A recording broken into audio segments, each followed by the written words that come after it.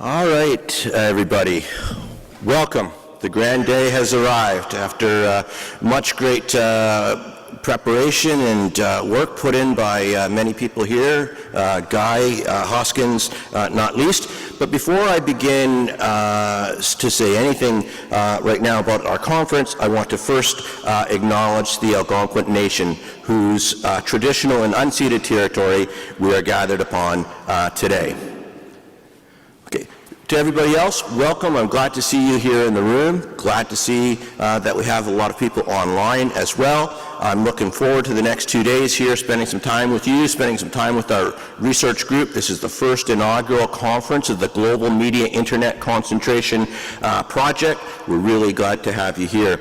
I want to thank a few people before I get started, and a few organizations, not least Carleton University and the School of Journalism and Communication where I work, who've provided stellar support for this conference and for this project from conception to this very conference, so thank you very much. Guy Hoskins has been amazing. He's our project manager and a postdoc at Carleton. He's done so much of the work on bringing this conference together. Many people will have had interactions with him. Big round of applause to Guy Hoskins. I also want to say thank you very much to another PhD student at Carleton, Blue Dong, who has been providing stellar support to this project since day one and again on this conference. Thank you very much, Blue. We've also had some amazing support from the Center for International Governance Innovation down in Waterloo. In particular, Ann Blaney, Kate Pierce, and Bob Fay have had our backs again since day one, and the role that Kate and Ann played alongside with Guy in bringing together this conference has been top-notch. They just carried the thing all the way through from the very beginning to this moment. So thanks a lot to Ann, Kate, and Bob. And to all of you here in the room, thanks for being here. So I also want to point to, we have two great keynote speakers. I'm not going to say too much about them now. We'll give them a proper introduction, the one that is, they deserve when they're ready to give their talks later today and tomorrow. But quickly, our first keynote speaker for today is Tommaso Valetti. He's a professor and head of the Department of Economics and Public Policy at Imperial College and a reformed chief economist at the European Commission, chief competition economist at the European Commission, come academic, and he has some words of wisdom to share with us. Also, we have Elettra Bietti, who will be joining us tomorrow in person to give her keynote address. I'm really excited to meet Elettra. I've been following her work. I think she's doing some great stuff on the intersection of antitrust law, its revival, and how we think about the kind of philosophical, political, and normative values that are at play in the debates over just what kind of antitrust are we bringing back into life. And there I see Elettra in the room right now. So Elettra, great to have you here. Nice to see that you arrived safe and sound last night. So a little bit about our project before I turn the floor over to our first plenary, because they're going to be telling you some of the big items on the list. But I want to have a few minutes here to kind of tee things up, tell you a little bit about what this project is all about. So first of all, the project started last year in 2021 with a $2.5 million grant from the Social Sciences Humanities Research Council. It's a really, really nice support for independent academic research in this country and around the world.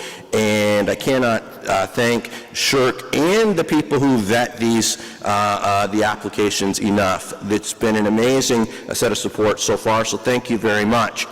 The basic aim of our project is to really kind of systematically study and map out the development and transformation of around 24 digital and traditional communication, internet, and media industries in nearly 40 countries over a very long period of time, 1984 to about 2027.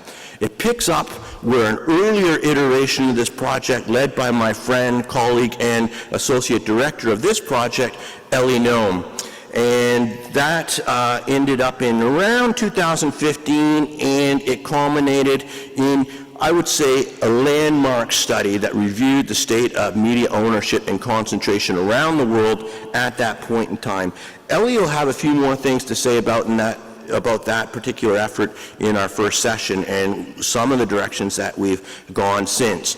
Okay, I'll just say a few more things here. What are we trying to do? The very first thing that we're trying to do is we're trying to create kind of a shared kind of understanding of just what constitutes the media. What constitutes the media right now is not an easy question to answer. So what we have done is we've tried to establish a kind of a common definition that makes sure that we're all looking at the same thing and trying to assess the same thing, so that when I say media, Marita knows what I'm saying, and when Marita says media, I know what she's saying. We need these basics just to start ourselves out. And then what we also need to do is we need to have a standard set of research tools, some that are well known and ready to hand, that we can bring to bear on the study of these 24 telecom, internet, and media sectors. We need to study them one by one and then bringing them together into successively more general groupings until we can kind of get this bird's eye view of the whole. The whole idea here is that we need nitty-gritty details on a common terrain of understanding, as well as some big picture understanding of the trends over time. What's driving these trends one way or another? Okay, so we're trying to bring us all together on the same page, so to speak. But we're also going to have to be creative, imaginative, and come up with new tools, new methods, new ways of thinking in order to capture the development of new things.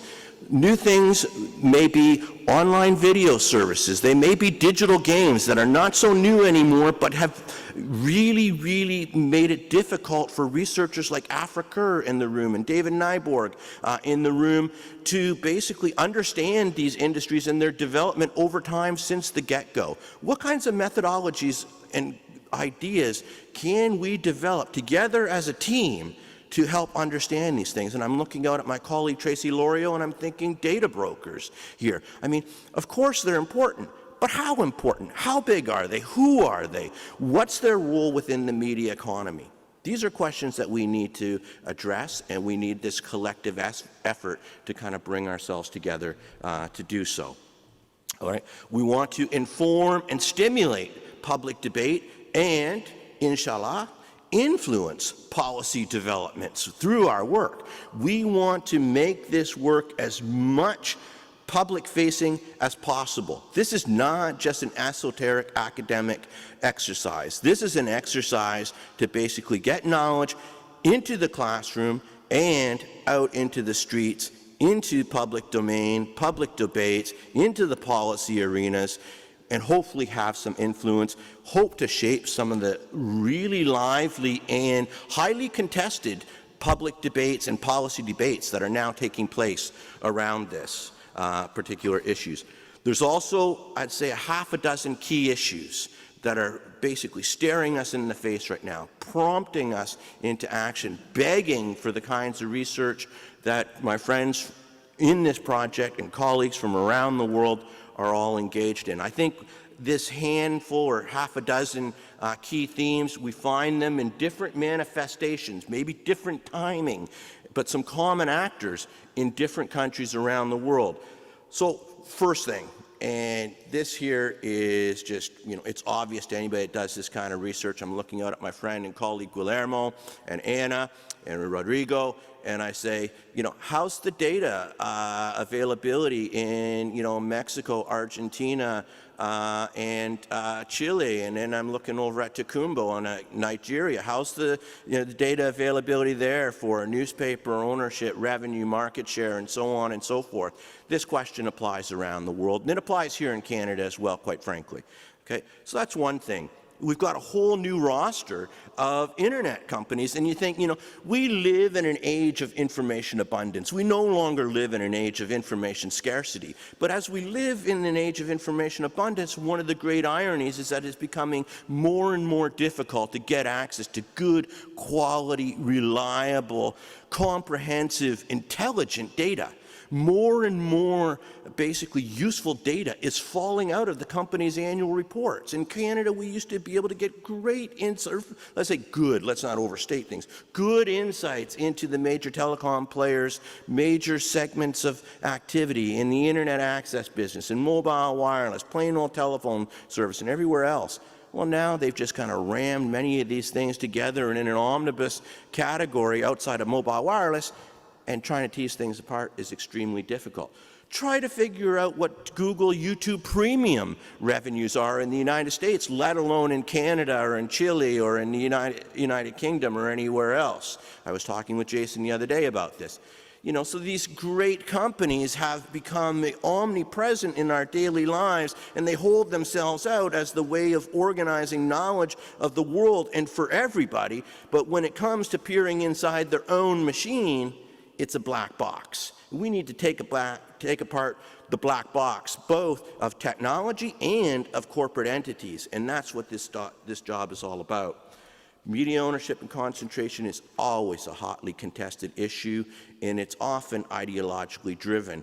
We all come to these questions with our views, but I would like to think that our views have been informed over a long period of time, and we step aside from those views as we engage in a careful, systematic, and deliberate attempt to arrive at the best knowledge, data, and understanding possible, and then we mobilize that understanding in whatever kind of advocacy that we may be involved with. But the base is to get the best quality knowledge that we can, and then to mobilize that in the name of the public interest and fostering public debate. Last month, Rogers Network went down for a day, and with it, a quarter of Canadians lost access to essential communication services and the ability to get reliable access to 911 emergency services, the ability to conduct interact payments at points of sale, to contact health services, police, and so forth.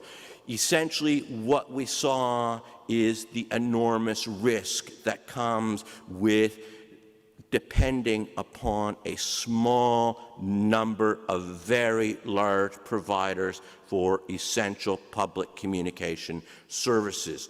We need to understand these entities because they provide the basic kind of connective tissue of modern economies, modern societies, and everyday life. And we typically take these things for granted until they're not there. And then we realize the risk, the vulnerability of hanging so much of our life on these things. Mergers and acquisitions, they're back, baby. They're back, they're in vogue, and I should say more to the point, resistance to them, attempts to challenge them are in vogue. From 1998 to 2020, as the recent U.S. study by the Judiciary Committee showed, basically there were 600 acquisitions undertaken by Apple, Facebook, and Google. Some raised a headline or two in the popular press, maybe an eyebrow or two. None got serious regulatory scrutiny. None were blocked. Baby, those days are over. Right now, we've got the United Kingdom's Competition Market Authority basically trying to block Facebook's acquisition of Giphy. Here in Canada, the Rogers-Shaw deal, the 6th largest corporate ownership transaction in Canadian history, is now being opposed, full stop, by the Competition Bureau, which in the first time in its very existence seems to have found the resolve to basically stand up and to say there is a public interest, there are standards by which we judge these things, and this proposed transaction doesn't pass muster. So we're at a watershed moment. All of these things are coming together. GAFM, the big global internet giants, are under intense and enduring criticism for a whole range of issues, destroying democracy, supposedly laying waste to the media industries, causing upheaval across economies, and so on and so forth. Some of this tendency, I think, though, has some of that historical whiff of laying all of the woes of the world at the feet of today's media.